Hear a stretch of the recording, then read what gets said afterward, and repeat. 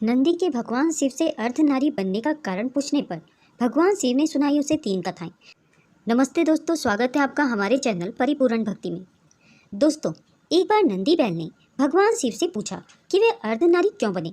नंदी के इस प्रश्न पर भगवान शिव ने उत्तर देते हुए उसे 3 कथाएं सुनाई। पहली कथा ब्रह्मा जी से जुड़ी है। जब सृष्टि की शुरुआत हुई तो सबसे पहले कमल का फूल खिला। उसमें से ब्रह्मा जी निकले। वे बिल्कुल अकेले थे, इसलिए उन्होंने अन्य सृष्टि की रचना करने का फैसला किया। उनके विचार उनके पुत्र बने। ब्रह्मा के इन मानस पुत्रों ने आगे किसी और का प्रजनन करने से मना कर दिया। इससे ब्रह्मा को बहुत धक्का लगा।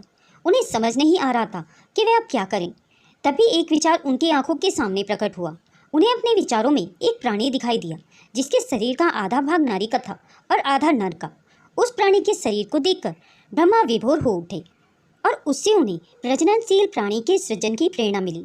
उन्होंने उस प्राणी के शरीर के बाएं हिस्से से स्त्रियों की रचना की और उन्हें पत्नियों के रूप में अपने पुत्रों को सौंप दिया और उनसे प्रजनन करने का आग्रह किया। इस प्रकार यह सृष्टि प्राणियों से आबाद हुई। दूसरी कथा, जो कि ऋषि भागीरथी के साथ जुड़ी है। भगीरथ ने देवताओं का आवाहन किया। उनसे आकाशगंगा को पृथ्वी पर उतारने का आग्रह किया ताकि लोग अपने पापों को धो सकें और मृत आत्माएं सुचारू रूप से पुनर्जन्म ले सकें। गंगा नदी धरती पर अवतरित होने को सहमत हो गई, लेकिन उसने भागीरथ को बड़े गर्व से चेतावनी दी कि धरती उसके प्रचंड वेग को सहन नहीं कर पाएगी। इसलिए भगीरथ ने भगवान शिव का आवाहन किया। उसने प्रार्थना की कि वे अपनी प्रबल जटाओं में फंसाकर गंगा के आवेग को रोके। शिव ने भगीरथ की प्रार्थना स्वीकार कर ली और वे पृथ्वी पर सबसे ऊंची चोटी पर खड़े हो गए। अब वे धरती पर उतरती हुई गंगा नदी को धारण करने के लिए तैयार थे। दर्द भरी गंगा नीचे कूदी, लेकिन वह अपने आप को शिव के केसों में उलझा हुआ पाकर चौंक गई। उसकी तेज धारा का प्रवाह धीमा पड़ चुका था। जब शिव की संगिनी पार्वती ने गंगा मैया को शिव के शीश पर देखा तो माता पार्वती आग बबूला हो उठी और भगवान शिव से बोली, आप मुझे अपनी पत्नी कहते हैं, लेकिन आपने अपने सिर पर एक पर स्त्री को बिठा रखा है। पार्वती को शांत करने के लिए भगवान शिव ने उन्हें अपने आलिंगन में ले लिया और तब तक नहीं छोड़ा जब तक कि वह उनमें विलीन होकर उनके शरीर का आधा हिस्सा नहीं बन गई। तीसरी कथा ऋषि भृंगी से जुड़ी है, जो कि भगवान शिव के प्रबल भक्त थे। ऋषि भृंगी ने शिव के धाम कैलाश पर्वत की यात्रा की।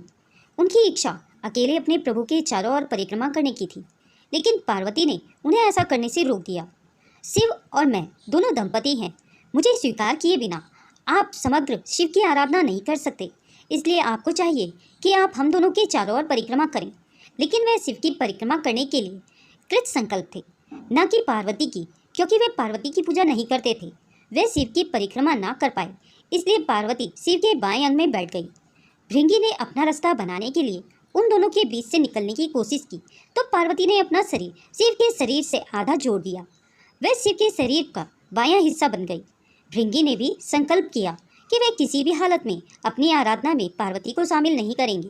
सो वे एक मधुमक्खी के रूप में बदल गए और शिव के शरीर के बाएं और दाएं हिस्सों के बीच अपना रास्ता बनाने की कोशिश करने लगे। उनके इस कृत्य से नाराज होकर पार्वती ने भृंगी को श्राप दे दिया कि उनके शरीर का वह हिस्सा नष्ट हो जाएगा जो मादा बीज से बना होता है। उसी समय भृंगी का सारा मांस और रक्त नष्ट हो गए और वह जमीन पर गिर गए। भृंगी के शरीर में अब हड्डियों के सिवाय कुछ भी नहीं रह गया था। वे क्षमा याचना करते हुए देवी की प्रशंसा में उनका गुणगान करने लगे। अंततः भगवान शिव और पार्वती को उन पर दया आ गई और उन्होंने उन्हें एक तीसरी टांग प्रदान की जिससे वह सीधे खड़े होने के योग्य हो जाएं। लेकिन वह फिर भी हड्डियों का एक ढांचा मात्र ही थे, ताकि उन्हें हमेशा देवी की प्रतिष्ठा का स्मरण रहे। दोस्तों, अगर यह वीडियो आपको पसंद आई हो तो इसे लाइक और शेयर जरूर करें। अगर आप मेरे चैनल में नए हैं और ऐसी ही रोचक कथाएं सुनना पसंद करते हैं तो मेरे चैनल को सब्सक्राइब करें। वीडियो को अंत तक देखने के लिए आप सभी का बहुत बहुत धन्यवाद।